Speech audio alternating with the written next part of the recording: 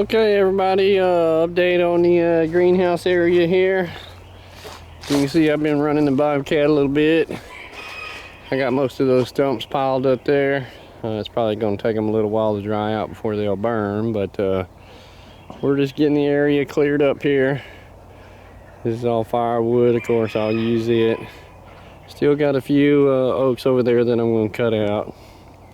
And this oak here actually gets cut out, but I want to leave the stump on those. I'm going to use the stump.